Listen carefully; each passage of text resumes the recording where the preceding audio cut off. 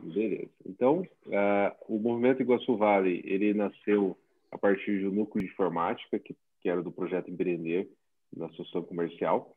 E aí o núcleo viu que precisava se buscar uma pauta maior, né? E viu-se a pauta da inovação como uma necessidade da região para produzir serviços e produtos com maior valor agregado, sair da dependência das commodities, ou diminuir a dependência das commodities. E assim, então, surgiu o Iguaçu Vale com esse sonho de transformar a região oeste num polo de empresas e entidades inovadoras, através da conexão dos atores, baseados nos mesmos princípios que deram certo em outros lugares do Brasil e do mundo.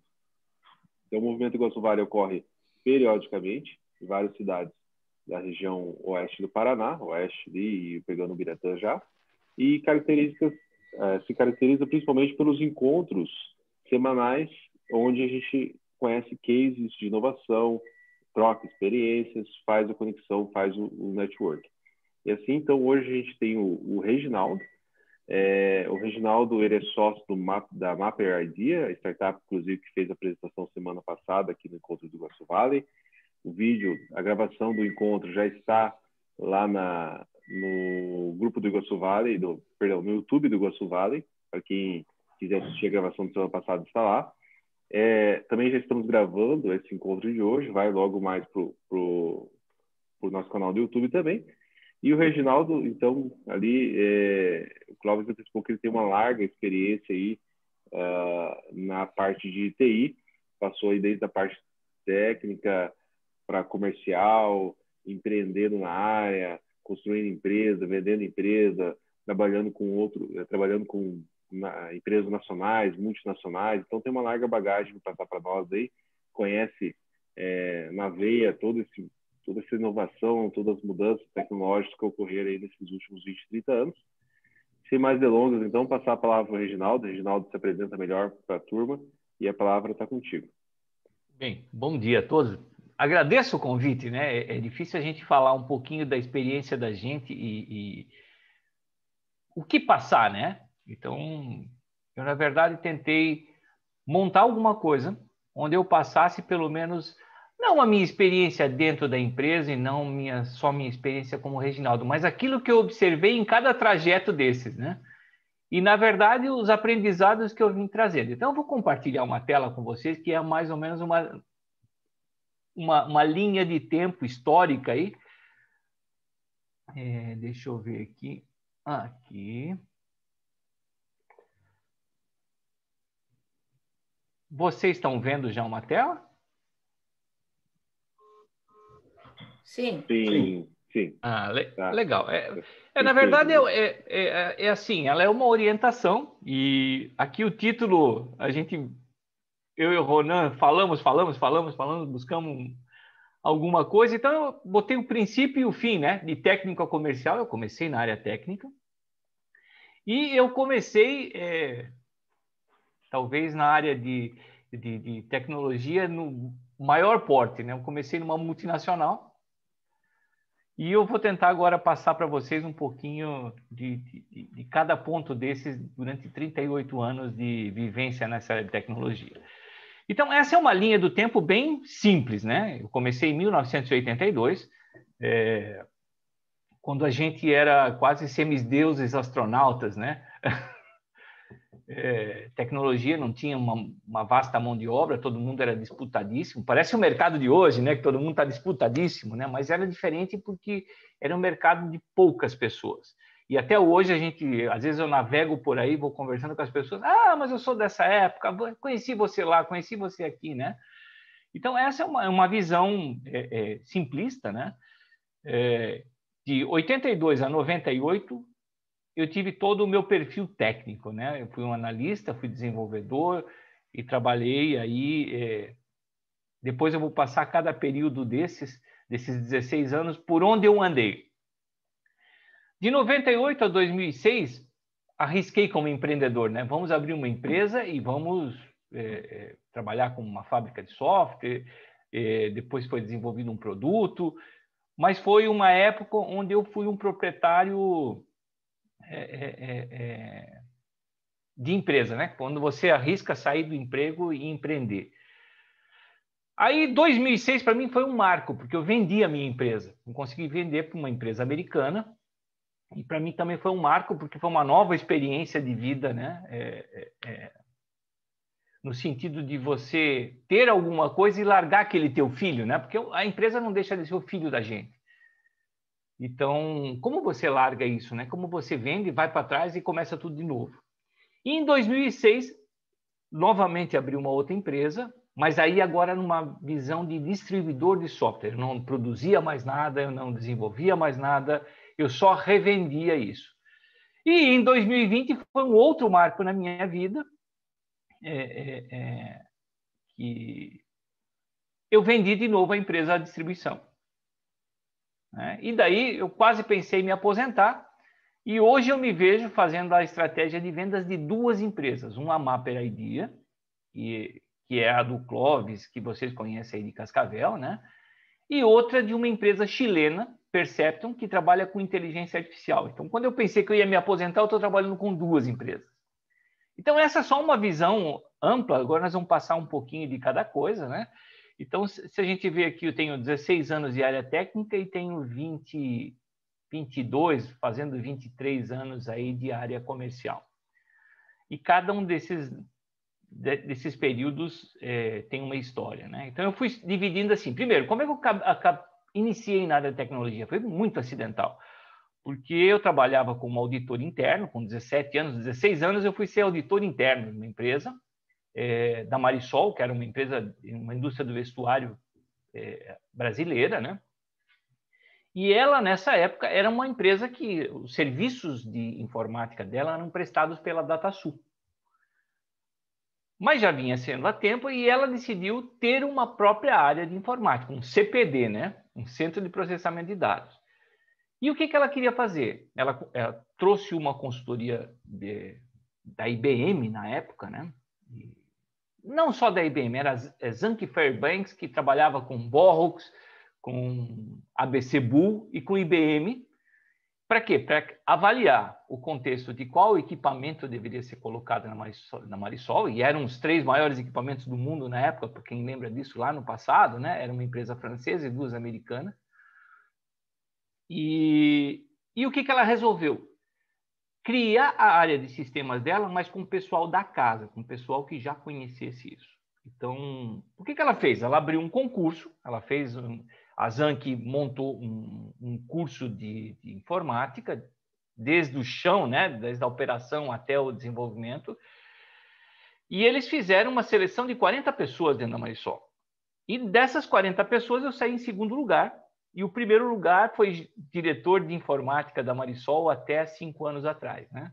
Ele ficou todo esse tempo dentro da casa, né? A gente teve 2 perfis muito diferentes, né? Enquanto eu saí para trabalhar, empreendi, mudei meu perfil completamente, ele continuou por 35 anos sendo o cara de informática que começou a informática da Marisol e que acabou como diretor de informática do grupo, se aposentando, né? Então, foi bem acidental esse fato na minha vida, porque eu jamais tinha pensado em tecnologia, né? Eu gostava muito da área de auditoria interna, mas era um menino, né? 16, 17 anos, era um menino na área. E era uma perspectiva de vida bem diferente. Se a gente olhasse tecnologia naquela época, era um negócio assim do outro mundo, né? Não era tão acessível quanto é hoje para todo mundo. Ok, trabalhando na Marisol, fiquei lá 1 ano e no ano seguinte me veio um convite da IBM. A Marisol escolheu na época o Borrox, né? Só que a gente fez todos os cursos da Borrox, todos os cursos da IBM e todos os cursos da ABC Bull. E no ano seguinte, a IBM me fez um convite. Reginaldo, você não quer vir trabalhar na IBM? Putz, uma mudança radical, né? De sair de uma cidade do interior, de Jaraguá do Sul, e morar em São Paulo, numa empresa do tamanho que era a IBM. Hoje ela é grande, na época ela era muito maior perante todo mundo, né? Só que, coincidências do destino, eu ganhei 2 propostas. Eu ganhei uma da Borrox e eu ganhei uma da IBM. E pude escolher a empresa que eu queria trabalhar, né? Eu fui lá, conversei com todo mundo e talvez eu só não tenha entrado na Borrux na época, porque quando eu fui sentar e eu sentei assim no canto da mesa, o diretor disse assim, não, mas espera aí, aqui a gente tem um esquema muito rígido, não pode sentar no canto da mesa, não pode fazer isso, não pode fazer aquilo. E na IBM era uma liberdade diferente. Talvez eu tenha escolhido a IBM na época por uma questão de, sabe, de conforto, de você se sentir bem na empresa que você tinha entrado. Mas eram duas gigantes e talvez a opção foi a mais certa, porque a IBM continua aí, a Box mudou, foi Unisys e mudou completamente o seu mundo, né? Mas ok, estou numa multinacional, né? Não sabia falar inglês, não sabia falar nada, tive que aprender inglês, tive que aprender espanhol. A gente lidava com empresas do mundo inteiro, tudo era escrito em inglês na minha área, né? E qual a área que eu assumi? De novo, era uma área totalmente diferente. Era o quê? Eu estava exatamente no processo as empresas estavam no processo de downsize de plataforma, ou seja, sair do IBM, do mainframe, e ir para a S400 e ir para a RISC. E o Reginaldo entrou exatamente nesse ponto, que era fazer o quê? Fazer as migrações. Então, eu entrei pelo fim da coisa, né? Todo mundo se preocupa em desenvolver sistema, e esse era o grande negócio, e eu entrei exatamente em tirar o sistema de um lugar e levar para outro com transformações. Então, joia, né? Era uma área nova, era uma área onde eu fiz projetos Lojas Marisa, Lojas Brasileiras, Mapping. A gente só trabalhava com empresa grande, né? Quais eram as diferenças de trabalhar na IBM? Primeiro, era uma questão de status, né? A gente, imagina, ia de avião para cá e para lá. Quando parava em hotéis, parava em São Paulo, no Maxud, ou no Rio de Janeiro, parava num Copacabana Palace. Por quê? Porque era um mundo diferente. Então, pensa eu com 17 anos vivendo esta aventura, né? E tendo status que eu jamais imaginei para mim, né? Não tinha imaginado isso. A gente tinha alguns tratamentos muito diferentes. Eu cheguei aí à Dinamarca buscar um CD. Por quê? Porque dificuldades da época, né? A gente estava fazendo a migração do Jornal do Brasil e faltou um produto. Claro que não existiam produtos que a gente mandava de um lado para o outro como a gente manda hoje com a internet, né? E ficou um CD preso numa alfândega, porque tinha uma greve. Qual a solução da IBM? Reginaldo, embarca no avião, vai até Dinamarca, busca um CD e volta. Então, não tinha problema, porque os custos da informática, se alguém lembra desta época, eram altíssimos para todo mundo, né? A manutenção de uma empresa usando equipamentos da IBM chegava a 250 mil por mês. Então, era um outro mundo. E a minha remuneração, com 17 anos, era uma remuneração dos sonhos, né? Talvez hoje seria ganhar em torno de 17, 18 mil reais e com todas as regalias que eu vinha, né? A estrutura, a IBM era, como eu vou dizer, a gente não prospectava, né? Eles arrancavam as portas para a gente entrar dentro da empresa, né?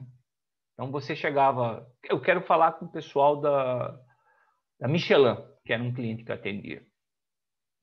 Quando a gente via, a gente estava dentro da Michelin.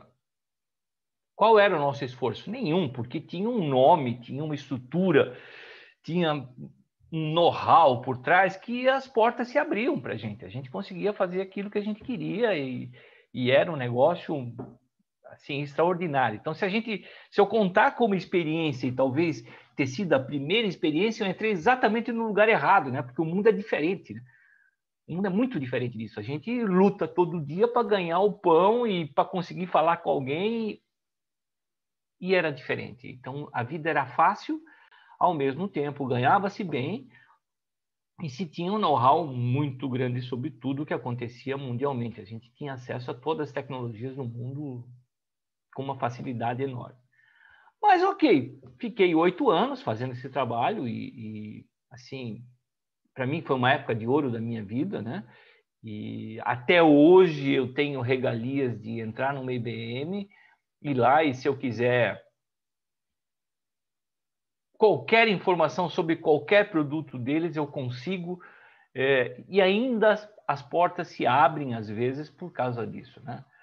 Mas, ok, 8 anos, a IBM já tinha uma equipe formadíssima no Brasil, e aí eles lançaram um plano de demissão, que era, assim, era ruim? Claro que era ruim, porque aonde eu iria achar um emprego que eu ganhasse 18 mil reais por mês, na época?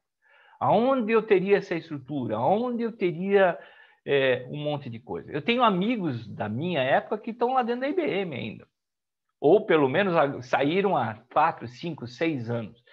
E eu, na época, eu vi isso como uma oportunidade, porque eles faziam um plano de demissão, que era um plano de demissão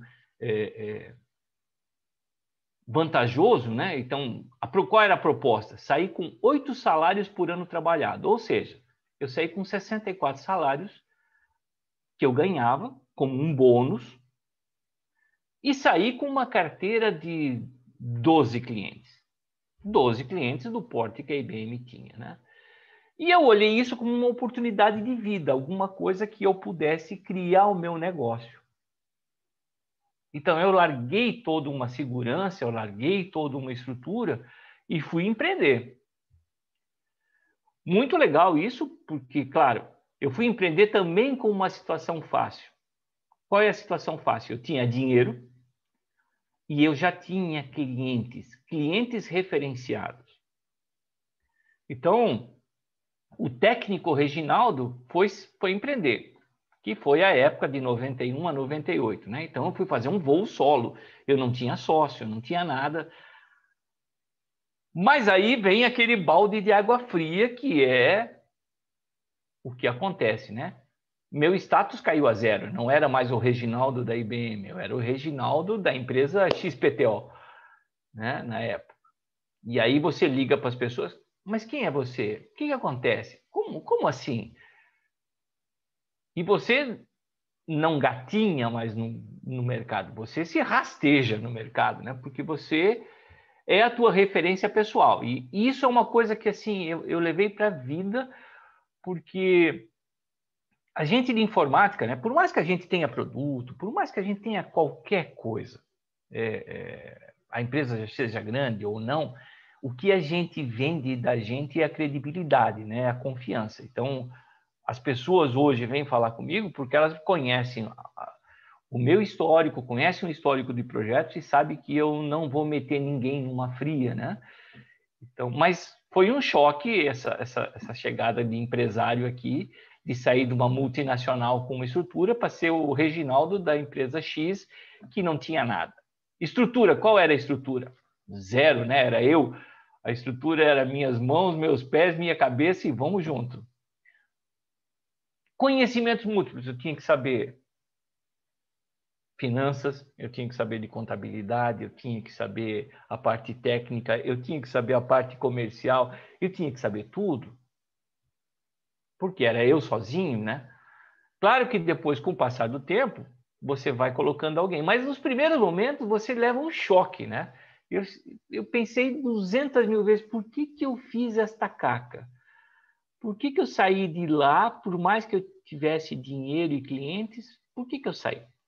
Mas, ao mesmo tempo, esses 12 clientes que a IBM me deu, né? Me dava sustentação. O que eu tinha que fazer nesses 12 clientes? Eu tinha que mantê-los com a IBM, eu tinha que atendê-los com tudo que fosse IBM, mas eu vendia muitas vezes a ideia do projeto. E eu não, na época, talvez eu não tenha visto isso, né? Que eu era um técnico, que eu chegava dentro dessas empresas, olhava o que elas tinham, olhava o que elas precisavam, e eu montava a ideia.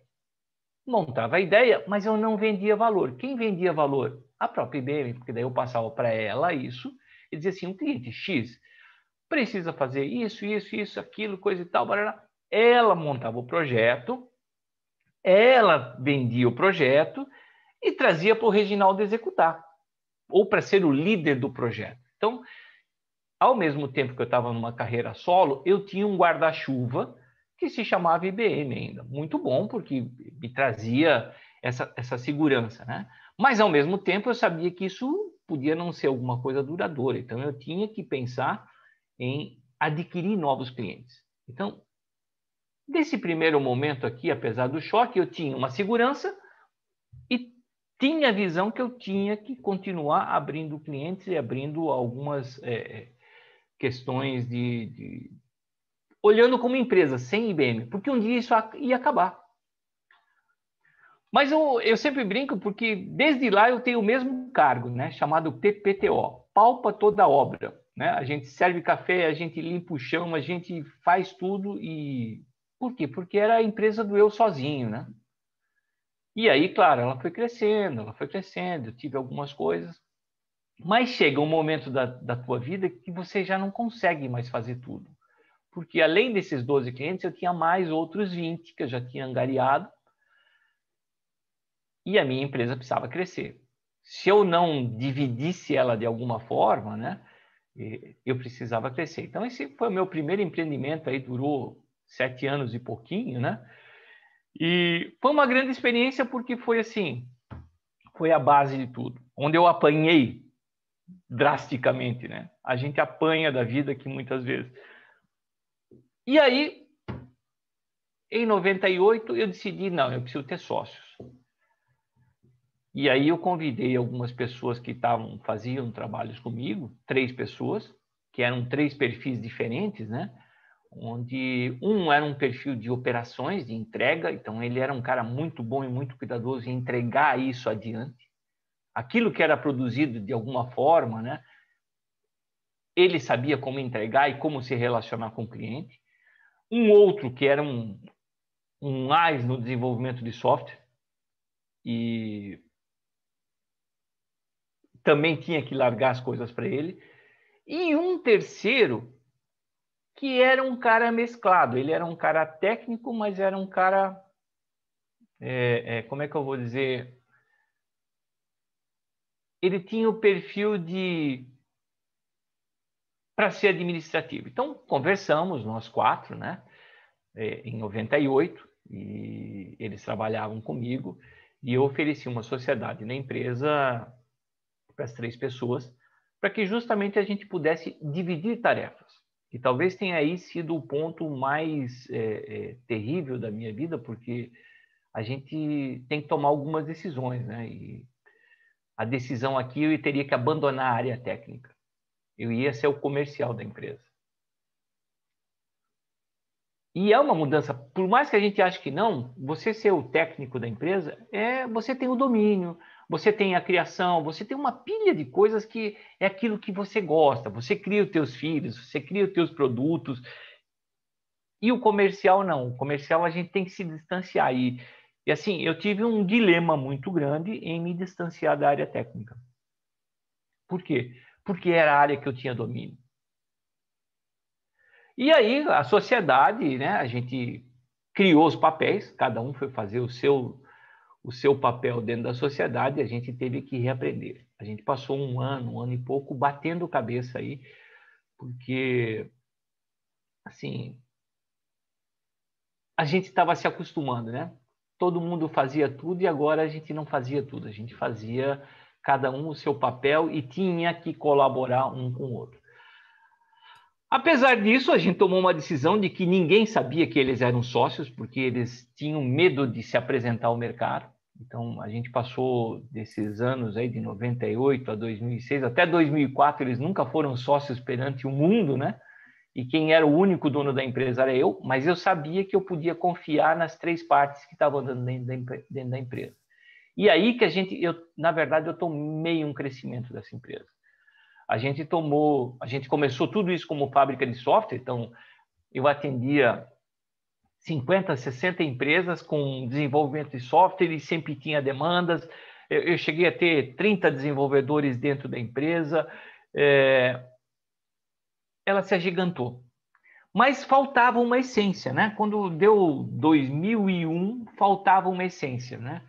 Faltava a gente ter criado alguma coisa. A gente sempre criava para os outros aquilo que alguém queria. Mas e o que a gente queria ter ou deixar de legado, ou ter de legado isso o tempo inteiro, né? A gente tinha que criar um produto. E, poxa, que produto que a gente vai criar, né? Como é que a gente vai buscar uma informação dessas? Como é que a gente vai se especializar em uma coisa? Ou como é que eu vou acertar aquele tiro certo no nicho certo, né? Surgiu, na verdade, acho que era 20 de novembro de 2000. Isso, eu fui chamado numa empresa em Blumenau, que era a Cremer, que era uma empresa que estava numa falência, ela foi assumida por uma consultoria que deu carta branca para eles fazerem uma virada de mercado. E eu fui chamado. E aí eu cheguei lá, o cara me falou assim, você tem isso aqui, tem isso aqui? Eu olhei, eu tinha 0% daquilo que o cara precisava. Mas, coincidência do destino ou não, tudo o que ele precisava eram coisas que a gente já tinha feito em outros clientes, só que feito sob encomenda. E aí eu vi a oportunidade de criar um produto. Voltei para dentro de casa, falei com os meus sócios, disse assim, gente, a gente estava discutindo, nós já passamos aqui alguns meses discutindo qual o produto, qual é o legado que nós vamos deixar nessa empresa, e a gente não chega a uma conclusão. Visitei uma empresa X e eu acho que ela pode ser um produto que a gente coloque no mercado. Diz para ele assim, só que o risco é 100%. A gente vai ter que passar dia e noite desenvolvendo isso, porque eles precisam começar dia 10 de janeiro. Isso era 20 de novembro, ou seja, nós tínhamos, sei lá, 30 e poucos dias úteis, né? Mas assim, meus sócios eram muito ponta firmes no sentido de que, vamos embora, vamos lá. Fui lá, voltei na empresa, voltei na época na Cremer e conversei com eles. Claro que eu não expliquei a situação certa, eu menti na época, eu disse assim, não, a gente já tem 70% desse produto pronto. Mas nós queremos ganhar um negócio aqui. O que eu preciso fazer para ganhar esse negócio? O cara falou assim, Reginaldo, você precisa entregar? Agora, tem outras empresas disputando, tem outras empresas fazendo, e eu preciso de um bom preço. Eu disse assim, se você me der a oportunidade, eu faço um melhor preço que você tem, mas eu preciso que você me abra as outras propostas, e dia 10 de janeiro a gente te entrega o produto. Então, isso é uma outra lição também de tempo, é que como a gente vende fumaça, né? E isso é verdade, por mais que a gente fale que a gente tem um software, eu tenho uma aderência, atende às expectativas, a gente vende fumaça. A gente não vende nada palpável, né? E o que fica, na verdade, de novo, é a confiança que a empresa coloca em você e a tua predisposição para entregar isso, né? O cara fechou comigo. Fechamos num valor bom de mercado, mas não ia pagar tudo. Mas nós, como empresa pequena, fomos lá e criamos o produto. Dia 10 de janeiro, a gente estava implementando o produto. Esse produto foi, assim, um sucesso grande, que ele virou um case de marketing. Tem um livro escrito dele, onde conta a história da virada da Cremer, no sentido da falência a ser uma empresa que vendia para toda a área médica no Brasil, né? E dentro disso tem um capítulo que é a minha empresa, que conta em que o software ajudou a trabalhar isso. Então, joia, a casos do destino, a gente criou um produto. Esse produto acabou a gente agigantando ele, a gente levou mais um ano, porque a gente viveu dentro da Cremer, a gente morava dentro da Cremer durante um ano para atender todas as demandas. A gente tinha um cronograma e a gente tinha que atender. Eu acho que foi assim um ano que eu joguei a minha vida nesse projeto. Esse projeto deu certo, a gente tinha, ao final de de 4 anos, né? A gente tinha 60 clientes, 60 grandes clientes. A gente tinha um Boticário como cliente, tinha uma Marisol, tinha Mormai, tinha Dentsply, tinha N empresas grandes, e junto com isso a gente começou a chamar atenção. Por quê? Porque tinha um RP americano na época, que era o RP que a Cremer usava, que essa empresa depois foi comprada por uma, foi comprada por outra, foi comprada por outro, e assim foi indo, né? Mas, no final das contas, em 2005, me chegou o diretor da empresa americana e disse assim: Reginaldo, quanto você quer pela sua empresa? Eu disse assim: eu não quero nada, não estou querendo vender ela, né? Por quê? Aí ele disse assim: não, porque a gente tem interesse em comprar. A gente tem já 2 CRMs no mundo inteiro. E só que hoje no Brasil você está dentro da nossa carteira de clientes com 80% dos nossos clientes estão usando o teu CRM. Eu disse assim: bem, eu vou te dizer o seguinte, eu não faço a mínima ideia de quanto custa a minha empresa e, assim, não tenho interesse em vender. Que nada, na verdade eu estava assim que nem aquele cachorro, né, abanando o rabinho lá. Por quê? Porque eu não sabia exatamente quanto era o montante. Agora também, isso foi um outro dilema da vida da gente, né? Como é que a gente vende um filho? E é um filho, né? A gente criou um sistema, sofreu, conviveu, alimentou, cuidou da febre, cuidou de tudo.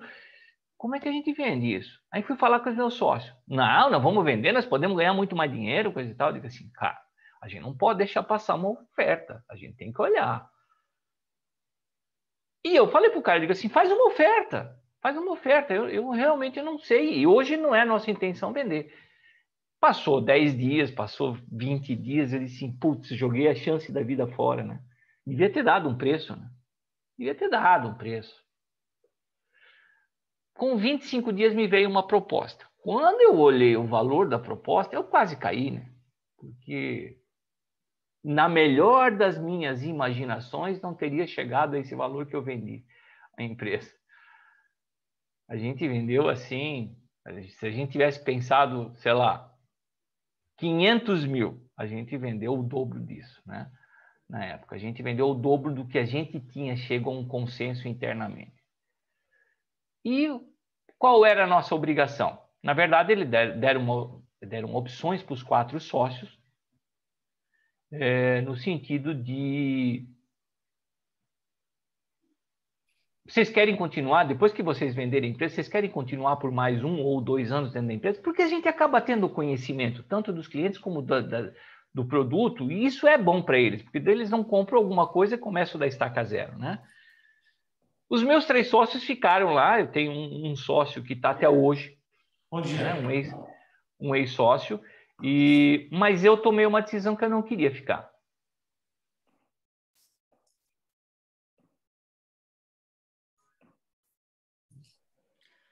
Ronan, você mutou o Reginaldo ao invés do Rafael. Desculpa, mutei você sem querer, Reginaldo. Só ativa o teu som de novo, Reginaldo, por favor. Já estou aí. Desculpa. Então, e daí o que acontece? Dos 4 sócios, eu fui o único que tomei a decisão de não ficar dentro da empresa. Eu disse assim: não, eu vou pegar o dinheiro e vou embora. Não sei o que eu vou fazer ainda, mas eu vou embora. Se precisarem falar comigo, eu estou sempre à disposição, mas eu não quero continuar no dia a dia dentro da empresa. E os outros 3 continuaram, e 2 saíram, acho que com 2 anos, e tem um até ontem, que eu sei, estava lá dentro ainda trabalhando, né? Mas eu disse assim, bem, beleza, o que eu vou fazer? Na época, né, a gente já tinha adotado uma ferramenta de low code, que era uma ferramenta uruguaia, né, o Genexus, e isso já vinha, né, todo o meu produto era desenvolvido numa ferramenta de low code. E o que eu tinha? Todo ano eu participava de um encontro que tinha no Uruguai com essa ferramenta. Esta venda aconteceu em julho. julho. E o evento do Uruguai era em setembro. Eu digo assim, bem, vou fazer o seguinte, eu não vou fazer nada, eu vou agora pegar uns 45 dias e vou fazer nada da minha vida. Mas vou nesse evento do Uruguai, porque era uma coisa que já era anual, era participativa, eu conhecia todo mundo. Disse assim, eu vou lá me despedir do pessoal, porque realmente eu não sei. Eu estava até pensando em sair da área de tecnologia e fazer uma outra coisa qualquer para mudar, né? Então, deixa eu mudar aqui. Opa. Aqui. Cheguei lá no Uruguai, no evento, e me despede de um, despede do outro e coisa e tal. E, assim, é um evento que reúne 50 países com 4.000 pessoas. Então, você acaba conhecendo um monte de gente, né? Aí, o dono do GeneXus, o Breogán Gonda, que era a pessoa, o fundador, né, dessa empresa do GeneXus, de 30 e poucos anos, que também era um ex-IBM, ele foi professor muitos anos de ADA, Base Natural, e depois criou a ferramenta de low-code. Disse assim, Reginaldo, mas o que você vai fazer? Disse assim, não sei, Breogán. Eu acho que eu vou sair da área. Acho que eu não vou mais participar da área. Disse assim, então por que você não é meu distribuidor no Brasil? Eu fiquei pensando, e assim, poxa, mas agora sim, né? Eu era um técnico, passei a ser um comercial da minha empresa e agora eu vou vender produto dos outros. Né? E disse assim, olha, Breogán, vamos fazer o seguinte, eu realmente, a tua proposta me pegou de surpresa, não sei o que eu vou fazer, não faço ideia, mas eu vou pensar, juro para você que eu vou pensar. Aí ele me convidou e disse assim, olha, Reginaldo, você sabe que depois deste evento aqui, nós temos o evento só dos distribuidores do mundo, né? Que a gente faz todo ano aqui na sequência do evento. Sei, conheço. Você não quer ficar para escutar, para ver e coisa e tal, para você poder também ter uma noção do que você gostaria de fazer? Fico. E, na verdade, já existiam 3 distribuidores no Brasil, né? Era um localizado em São Paulo, um localizado em Porto Alegre e 2 em São Paulo. Um era no interior, o outro era na capital. Fiquei no evento, conversei com todo mundo, vi tudo acontecer e aquilo foi me deixando uma pulga atrás da orelha, né? O que eu faço, né? Largo, não largo? Vejo, não vejo? Comecei a conversar com todo mundo, conversei com os distribuidores no outro mundo e eu vi aí uma outra oportunidade de negócios que eu achei interessante. Eu vi, na verdade, não só a distribuição, mas eu vi um outro caminho que talvez passasse imperceptível, né? Que era o quê? Mas primeiro assim, ok. No final do evento, falei com o Breogán e disse, Breogán, eu estou encucado e eu não sei ainda o que eu vou fazer. Mas eu prometo para você que em um mês eu trago uma visão para você do que eu acho que poderia ser. Aí voltei para casa, e comecei a trabalhar num plano de negócios no sentido de como eu gostaria de trabalhar. Porque eu já era atendido por um distribuidor, eu já via como a distribuição acontecia e tinham coisas que eu não gostava realmente da distribuição do GeneXus, do atendimento e um monte de coisas, né? Voltei com um plano de negócios para ele depois de um mês, fui para o Uruguai de novo, conversei com ele, disse assim, Breogán, a situação é a seguinte, eu gostaria de assumir a distribuição, não no Brasil, mas na época eu morava em Curitiba já, e eu disse assim, mas eu gostaria de começar pelo estado do Paraná. Aí ele disse, ok, você pode começar pelo estado do Paraná. Eu disse assim, só que eu quero, primeira coisa que eu quero exclusividade no território do Paraná. Por quê? Porque eu quero fazer algumas coisas diferentes que os outros distribuidores não fazem e eu não quero que depois que eu faça essas ações, venha o distribuidor de São Paulo e venha disputar comigo com preço, com alguma coisa e estrague aquilo que eu estou fazendo. Aí ele disse para mim assim, Reginaldo, você não quer pegar o Sul inteiro? Eu disse assim, eu até pegaria o Sul inteiro. Você está me dando mais do que eu estou pedindo, ótimo, né? Mas o meu distribuidor era o de Porto Alegre.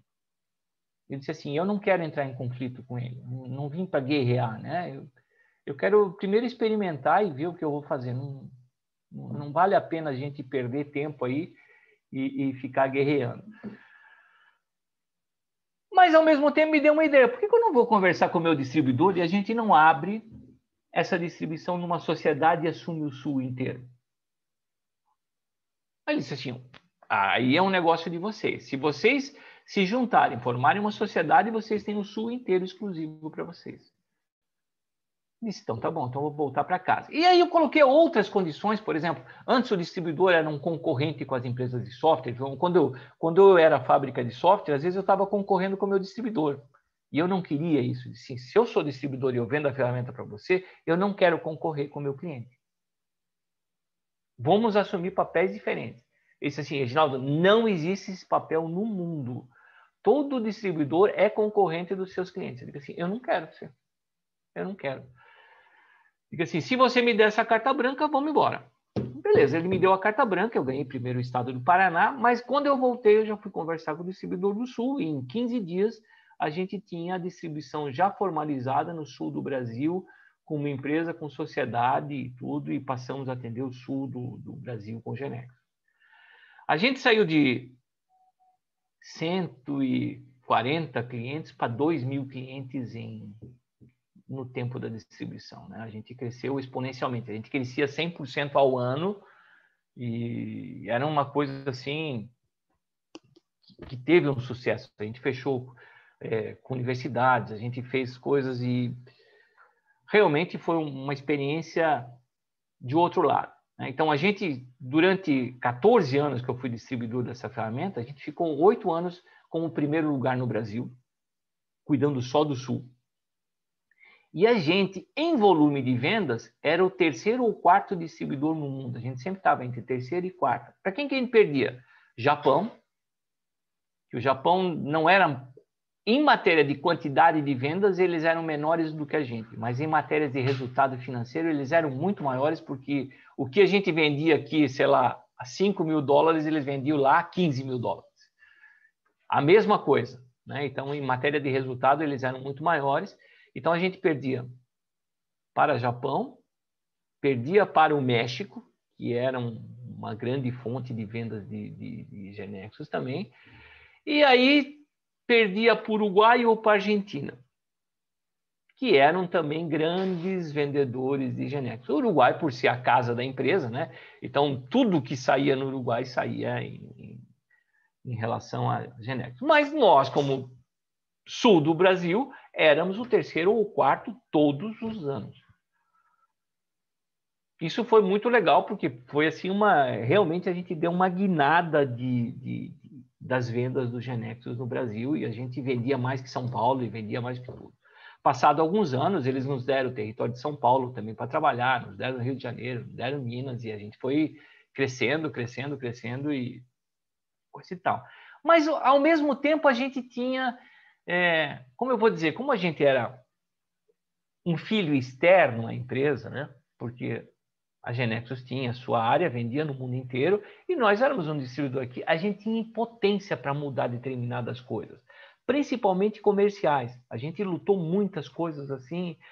Uma das coisas era não ter o preço dolarizado. Por quê? Porque a gente sabe essas variações de dólar, o canibalismo que tinha entre os distribuidores, que a gente teve que eliminar, né? E aí, o que aconteceu? Quando, há 3 anos atrás, o dono se aposentou, eu vi que, na verdade, iriam acontecer mudanças mais drásticas ainda na distribuição. Eles iam matar distribuidores antigos, iam criar novos com aquelas promessas lindas e maravilhosas que o cara vende um monte e depois não vende nada, né? E eu tomei uma decisão. Eu disse assim, antes que isso acabe ou que eu passe raiva, eu vou vender minha parte também nessa empresa e agora vou me aposentar. Não chega. Talvez eu faça uma consultoria ou outra e chega, não vou mais. Então, o ano passado eu tomei uma decisão em julho do ano passado, de vender a minha parte. Vendi para o meu sócio. Ele está hoje com 100%. Me arrependi? Não me arrependi, porque eu acho que aquilo que eu estava vendo que ia acontecer, já começou a acontecer, né? O distribuidor que era no Peru foi substituído, o outro cara foi substituído. Por quê? Porque entrou uma outra cabeça que só vê números. E quando a gente só vê números nas vendas, nem sempre isso é bom, né? Isso torna a empresa insensível às coisas. E não gosto disso. Eu acho que a gente tem que vender aquilo que a gente acredita, mas também tem que vender a parceria com as empresas que você está vendendo, né?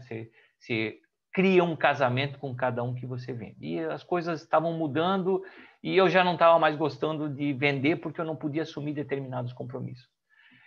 Tomei a decisão, vendi a empresa. Ok, vou pegar férias. Aí pensei assim, não, mas espera, não vou jogar minha experiência fora de comercial, de empresa de tecnologia, né?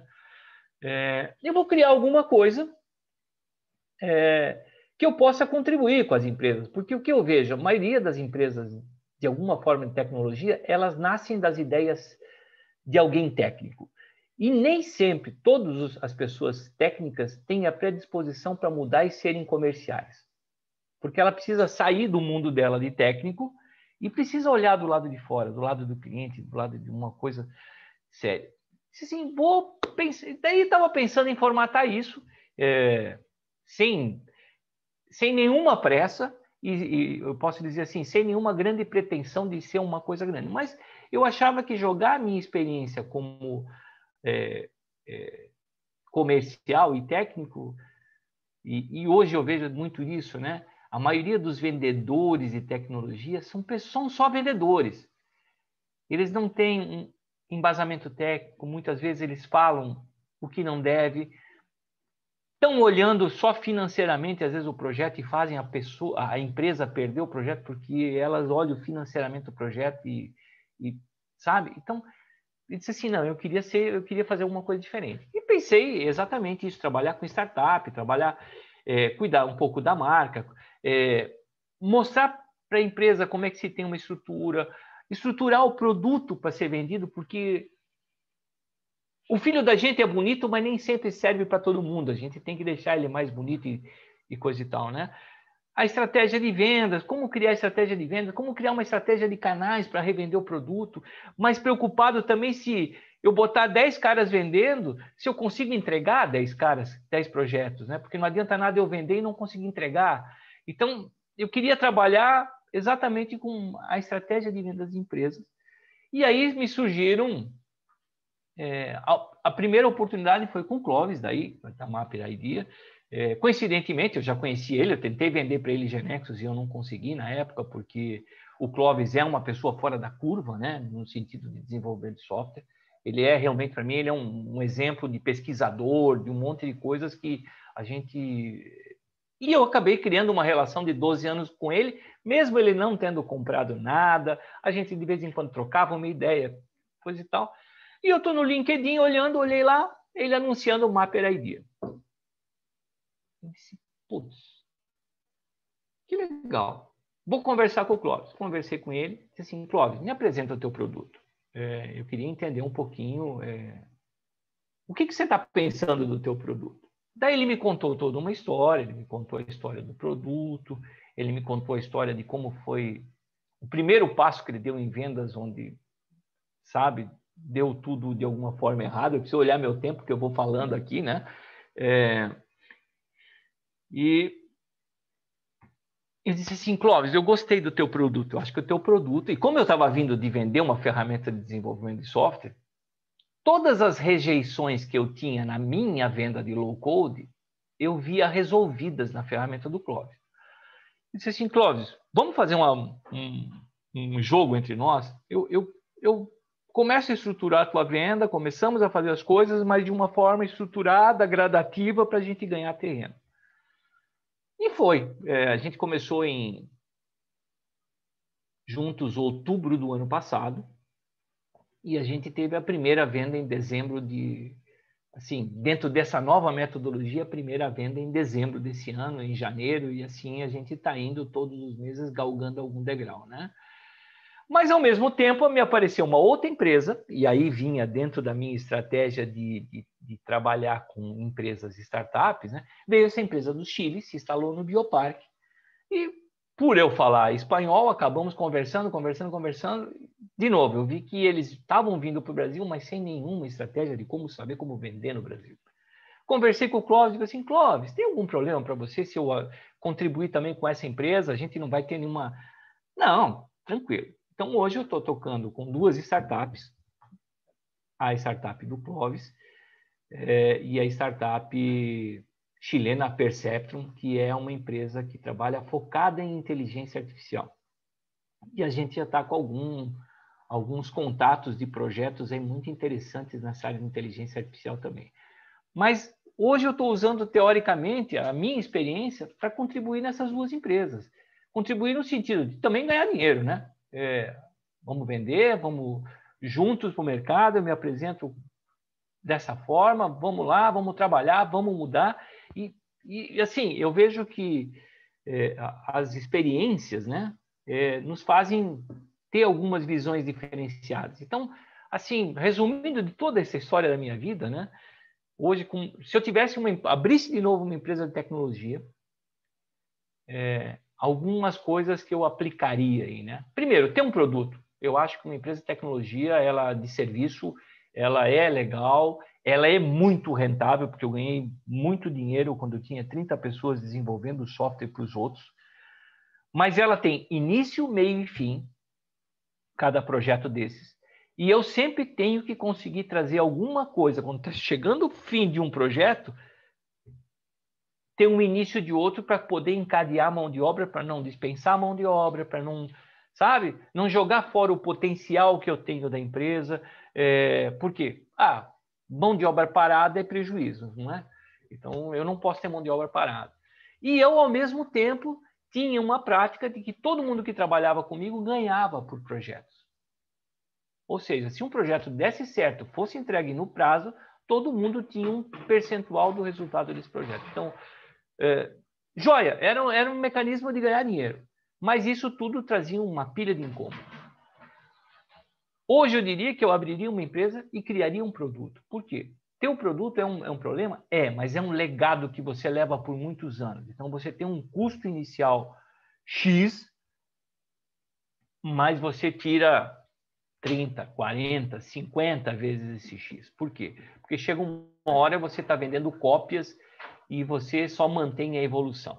Então, para vocês terem uma ideia, na empresa que eu tinha 30 caras desenvolvendo na fábrica de software e tinha 5 cuidando do produto.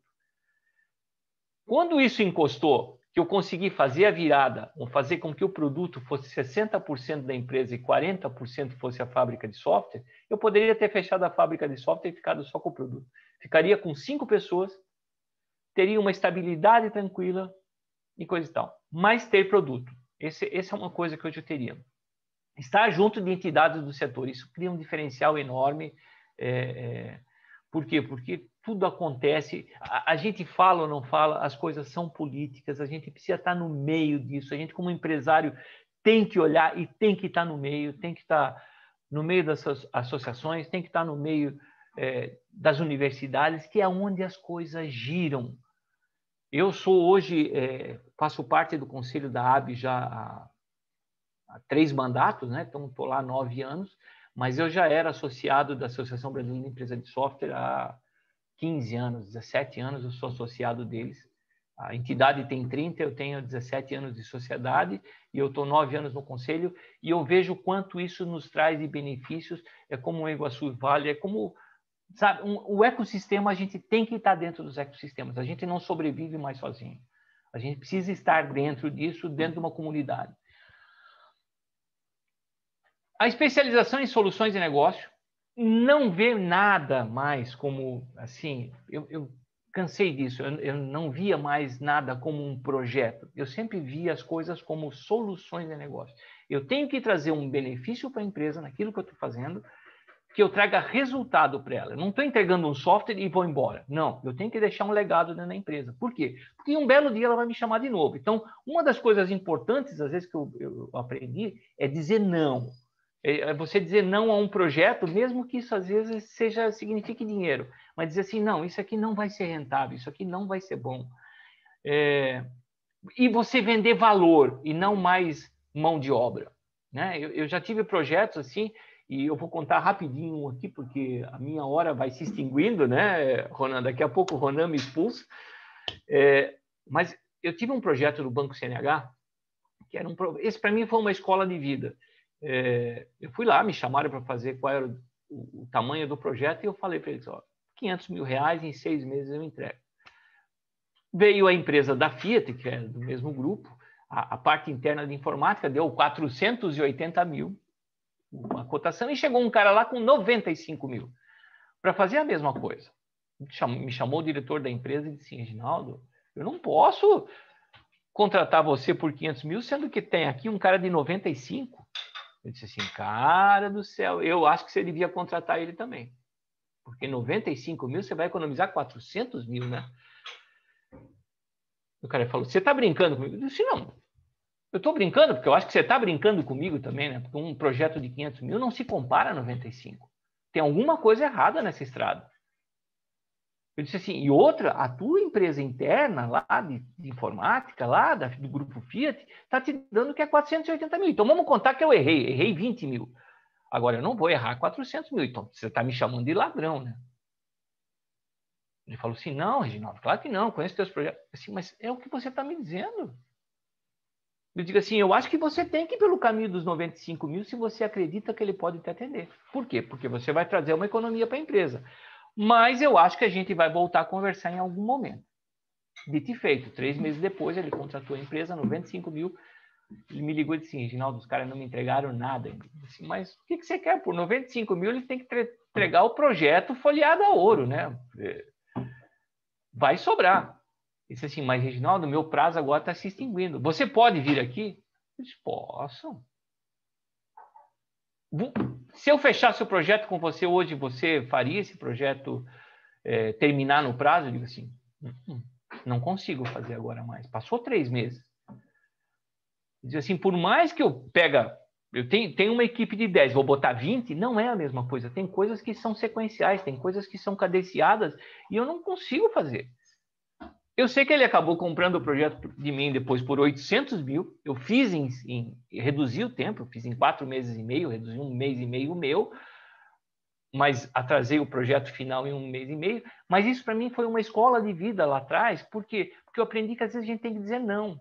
Porque quem fica mal na história somos nós, né? E daí a gente não entrega, a gente é isso, a gente é aquilo, a gente tem que valorizar. Então, eu passei a me especializar em soluções de negócio. Eu quero trazer a solução para a tua empresa. Eu não quero trazer aquilo que você está me pedindo de maneira simplista, né? Eu tenho que pensar no todo. Fazer parcerias. A gente não consegue fazer tudo. A gente não consegue ser bom em tudo. A gente tem que pensar em ter parcerias. Tem coisas que já não vale mais a pena você fazer. Por quê? Porque alguém já fez. Depois que eu comecei a vender uma ferramenta de low-code, eu comecei a ver que tem 500 ERPs. Todos são os melhores. Aí você pergunta, qual é o teu diferencial? O cara às vezes não sabe dizer, porque todo mundo faz a mesma coisa. Então a gente cria um campo de batalha onde a gente já dividiu o mercado. Então eu sempre procurei ficar fora dos nichos de mercado com produto. Criar produtos novos, olhar coisas novas, trazer resultados e coisa e tal. E uma outra coisa que a gente esquece muito, a gente acha que a gente tem um belíssimo produto, uma coisa magnífica, mas quem faz a roda girar dentro da empresa é as vendas. São as vendas. Não adianta eu ter um belo produto que eu não consiga vender. Então, foco em vendas. Vendas vai me trazer resultados, venda vai me trazer fôlego para eu melhorar o meu produto, para eu crescer, para eu fazer outras coisas. Entendeu? O produto é essencial? É. Mas o primeiro produto que eu falei para vocês que eu fiz, eu tinha só o menu e vendi ele. Se eu não tivesse criado este risco, na época, eu não teria tido um produto que eu vendi para uma empresa. Então, vendas faz a roda girar. E a gente, assim, eu sempre falo o seguinte, né? A gente tem que parar de ter o filho bonito, né? A gente, às vezes, tem que olhar para dentro de casa, e hoje eu tenho feito muito esse trabalho de olhar com o olhar de fora, né? Eu vou... o produto é legal, mas vamos olhar agora de fora. Eu sou o cliente. Serve para isso? Tá bom aqui? Não tá. A gente tem que olhar onde está feio. E não é o feio que eu digo de design, não. Às vezes é o atendimento, às vezes são várias coisas que a gente tem que fazer para que o produto tenha aderência ao mercado. Então, foco em vendas.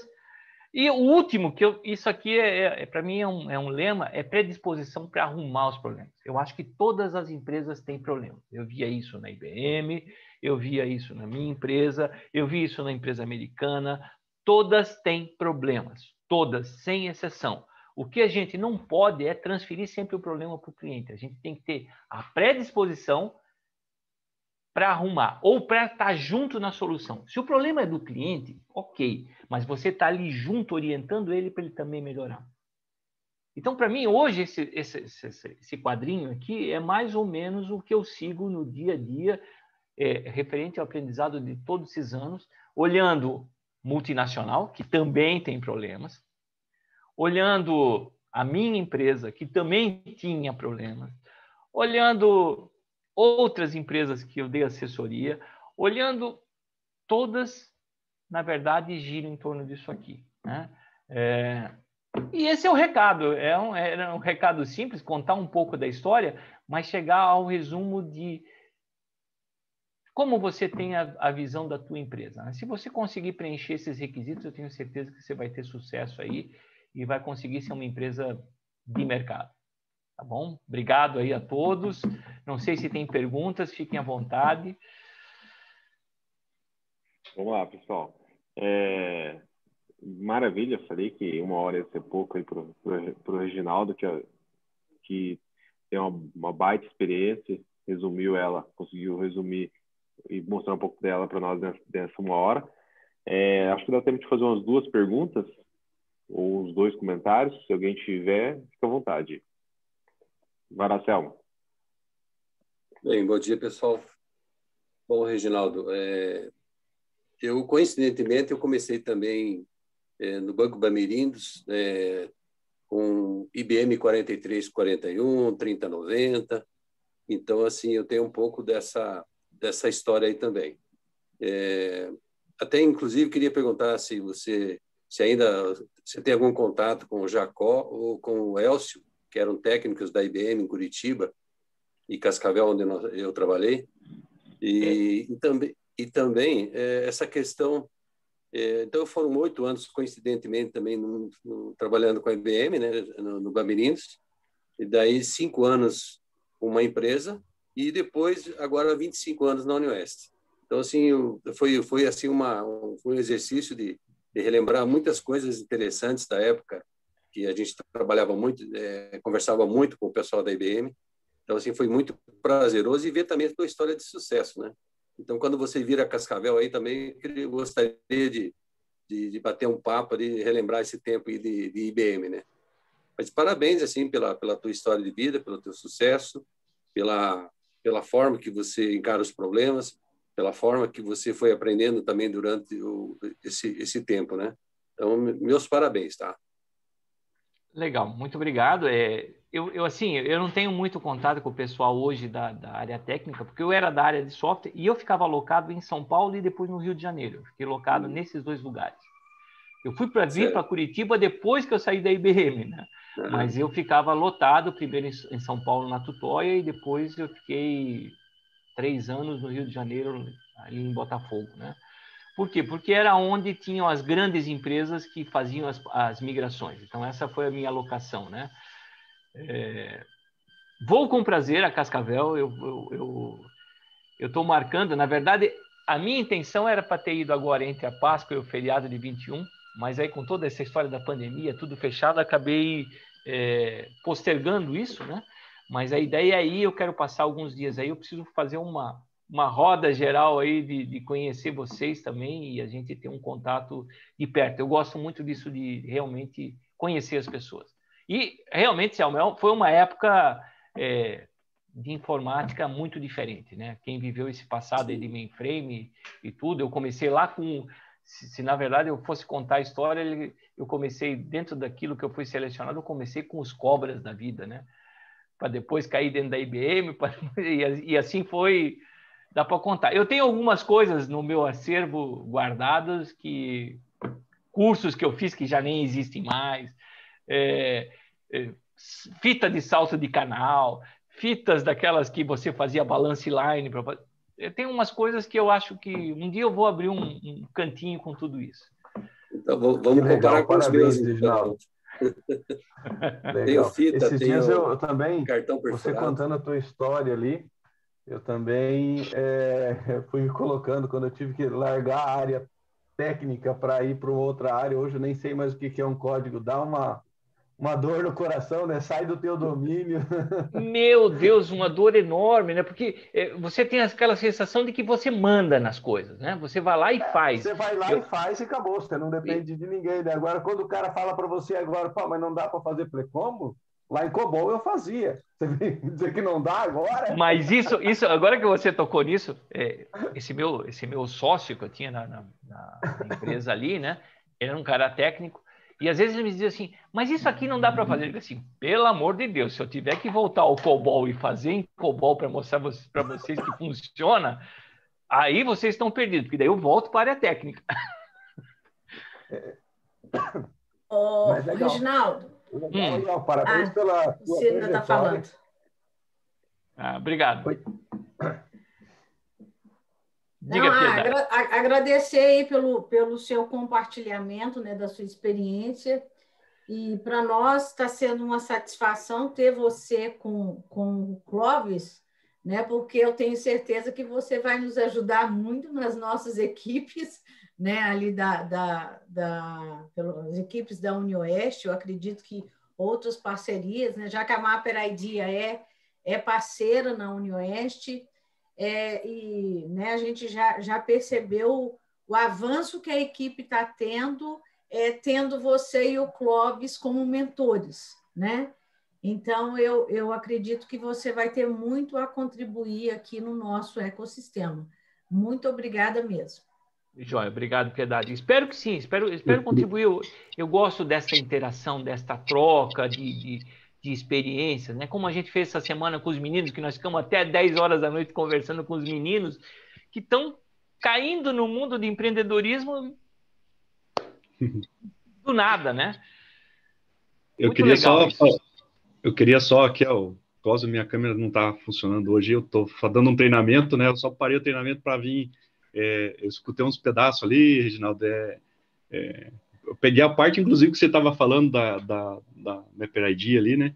Eu queria, para mim, na verdade, eu também comecei assim, com 17 anos, trabalhando no Mufatão, dei empreendedor e montei essa empresa de tecnologia que foi a NeoInix para ajudar outras empresas de software, né?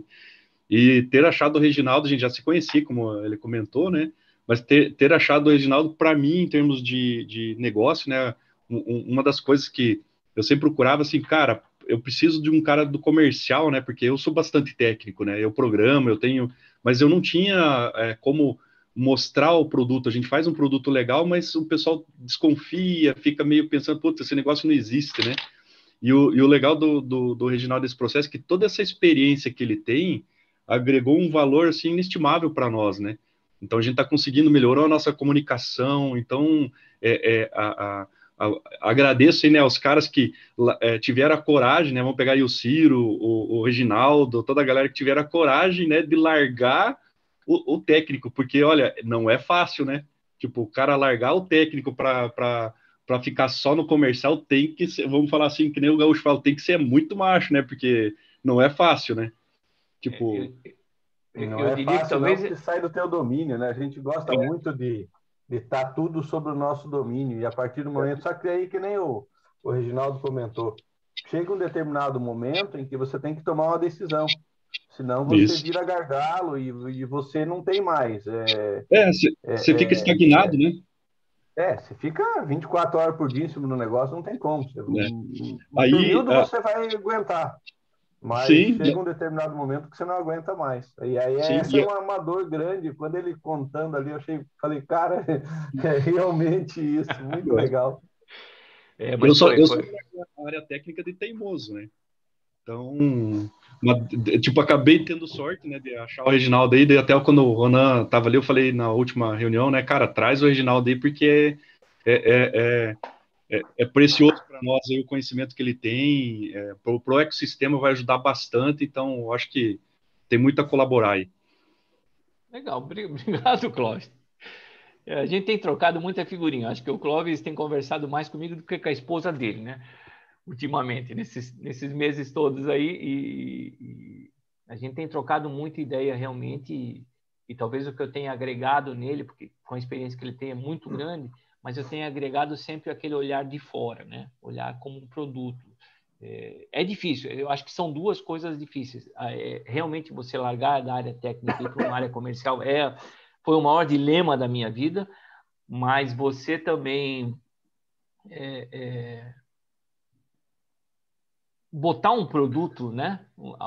Uma coisa no mundo é como você botar um filho, você tem que botar ele, dar condições e coisa e tal, só que você cobra um valor pelo teu produto, então você tem que agregar valor e trazer valor para a empresa que você está colocando. Esse para mim é o ponto-chave. Ontem, até eu tenho um costume, né? Eu falei para o Clóvis, eu vou fazer algumas coisas que ele está fazendo um trabalho num cliente e eu fui pedir assim, posso falar com o cliente?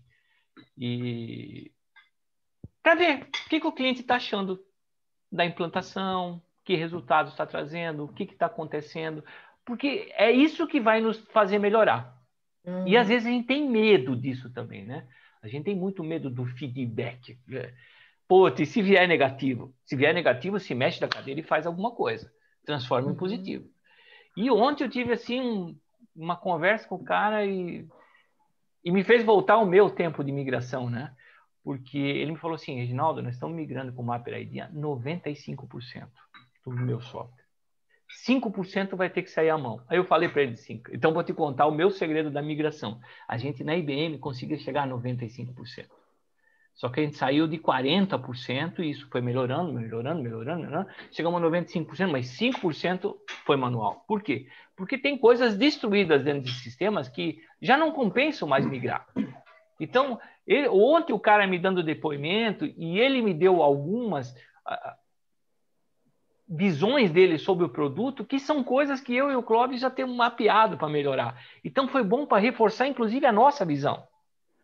Então, eu tenho muito o hábito de fazer o trabalho contrário agora, de conversar com o cliente, de ver o que está acontecendo. E isso veio, talvez, da minha bagagem comercial. Isso me dá argumentos para ir ao próximo cliente e falar. É legal.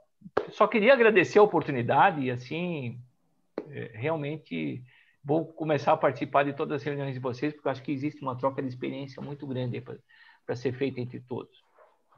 Ronan, se alguém tiver mais alguma pergunta, à vontade. Só para dizer que é o seguinte, não pode o pessoal da área técnica, todo mundo querer migrar para a área comercial, né? Que mantenhamos aí, mantenhamos mas esse pessoal. O Clóvis é um desenvolvedor, um sênior, tem que ficar fazendo, porque ele faz muito bem, né? Então, mas aí é perfil, eu vejo assim, até na empresa e outras empresas que eu sou sócio também, é perfil. Nem toda pessoa de área técnica ela se sente confortável na área comercial. Então, ela pode até tentar. Eu tenho um sócio lá em Maringá, ele é o melhor técnico que eu conheço. Na área comercial, ele é péssimo. Tá? E não adianta. Esses dias eu falei para ele falou, cara, eu estou quase acreditando em você. Justamente porque a pessoa da área comercial, aí volta o que o Reginaldo comentou, vende fumaça. Não vende, você vende uma ideia. Tá? A pessoa, e muitas pessoas, elas precisam pegar para comprar. Então, como é que você faz para vender uma ideia para uma pessoa que está do outro lado, um gestor que está do outro lado, que precisa pegar para comprar? tá? Aí é aquela história de materializar a fumaça. Exatamente. E isso vem da credibilidade pessoal depois, né? Vem da segurança que você passa, da atenção Justamente. depois de vender o projeto, vem de um monte de coisas que você vai criando ao longo da história. É difícil? A história de materializar a fumaça, né? Você tem uma série de fatores que a pessoa vai olhar para aquilo e vai falar assim, ó, é legal, eu acredito em você. Isso aí, isso aí. Muito bom, gente. Até mais, que o bicho está pegando por aqui. Então tá bom. Obrigado, Piedade. Um abraço. Tchau. Legal. Tchau, tchau. Um abraço. Gente, já passamos aí das 9 horas. Quero agradecer muito ao Reginaldo pelo seu tempo, por ter compartilhado conosco parte aí da sua experiência. Com certeza agregou para muitas pessoas aqui. E relembrou velhos tempos, né, Ciro, aí também, para o Ciro, Selma e para tantos outros.